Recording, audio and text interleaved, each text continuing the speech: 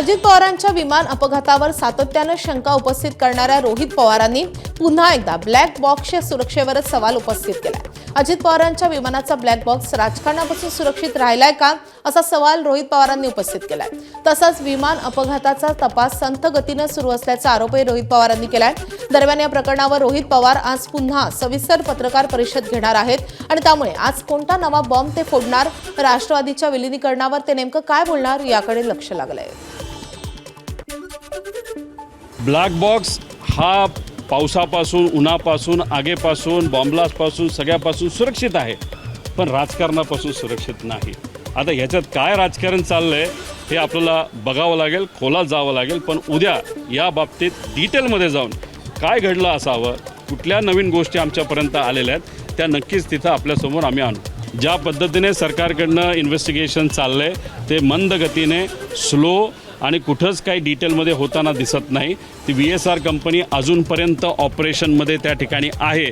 मग जर सरकारकडनं ज्या पद्धतीने इन्व्हेस्टिगेशन व्हायला पाहिजे ते होत नाही, कुठेतरी सरकारकडनं या इन्व्हेस्टिगेशनकडे दुर्लक्ष होत आहे का असा प्रश्न निर्माण झाल्यामुळे आम्हाला आमच्या मित्रांना, काही लोकांना त्यांच्याशी चर्चा करून अधिकची काय माहिती मिळते का हे आम्ही बघत असतो। त्यामुळे उद्या 10:30 वाजता डिटेलमध्ये या बाबतीत आम्ही प्रेस कॉन्फरन्स घेऊ।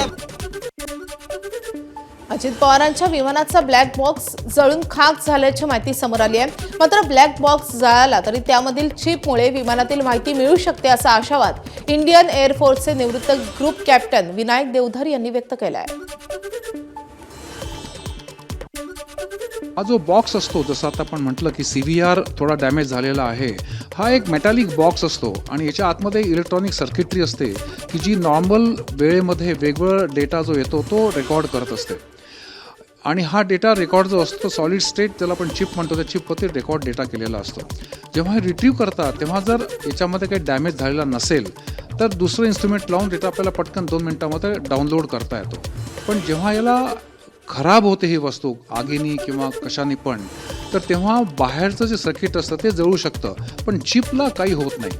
त्यामुळे चिप सुरक्षित असेल तर त्या चिपला दुसऱ्या एका इन्स्ट्रुमेंटवरती माउंट करून ती जी मॅन्युफॅक्चरिंग कंपनी आहे ती त्याचा डेटा नक्कीच काढू शकेल। अजित पवारांच्या अपघाताबाबत राष्ट्रवादी काँग्रेसच्या नेत्यांनी मुख्यमंत्री देवेंद्र फडणवीसांची भेट घेतली आहे। यावेळी अजित पवार यांच्या विमान अपघाताची CBI मार्फत चौकशी करण्याची मागणी राष्ट्रवादीच्या नेत्यांनी मुख्यमंत्र्यांकडे केली आहे। सुनेत्रा पवार, पार्थ पवार, प्रफुल्ल पटेल, सुनील तटकरे यांनी मुख्यमंत्र्यांना पत्र दिलं आहे। आज माननीय मुख्यमंत्री महोदयांची मी, आमच्या उपमुख्यमंत्री सुनेत्रा वहिनी, राष्ट्रीय कार्याध्यक्ष प्रफुल्लभाई, ज्येष्ठ मंत्री हसन मुश्रीफ आणि पार्थ पवार आम्ही मुख्यमंत्री महोदयांची भेट घेतली आणि दादांचा जो अपघाती मृत्यू झाला या संदर्भामध्ये आम्ही त्यांना एक निवेदन दिलं की या संबंध प्रकरणाची CBI मार्फत चौकशी त्या ठिकाणी करावी असं मुख्यमंत्री महोदयांना आम्ही निवेदन त्या ठिकाणी दिलं।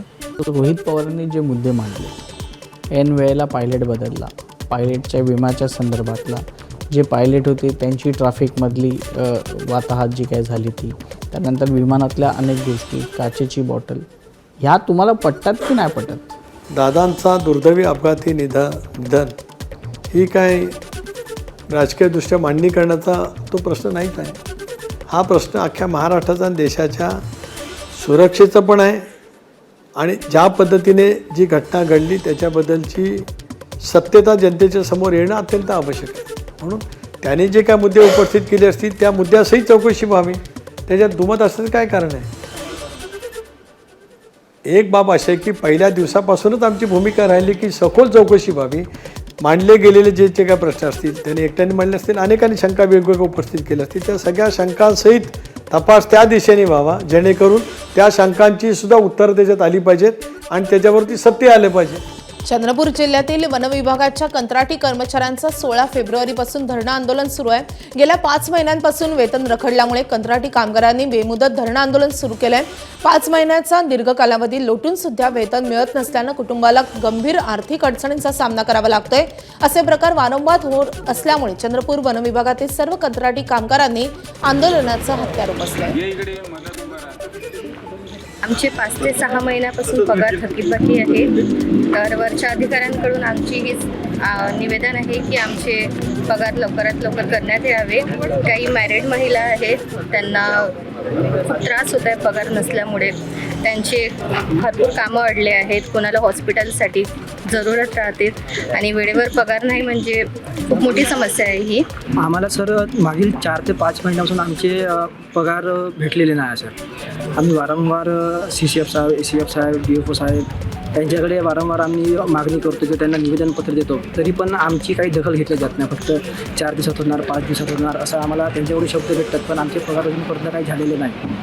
आणि आमची एक मुख्य मागणी आहे का जोपर्यंत आमचे पगार होणार नाही तोपर्यंत आम्ही इथेच आम्ही आंदोलनावर आम्ही कामावर जाणार नाही आहोत सर. आमचे आतापर्यंत 4 महिन्याचे पेमेंट अजून झालेले नाही, त्यामुळे आम्हाला घर खर्च चालवण्यासाठी खूप अडचण येत आहे. आणि अशा पद्धतीनं आम्हाला म्हणजे मलाच नाही तर सगळ्याच प्रकारचे कम्प्युटर ऑपरेटर असो की आपले मजूर असो आपले हे मदतनीस वगैरे त्या सगळ्यांना खूप त्रास होत आहे. ABP माझा, उघडा डोळे बघा नीट.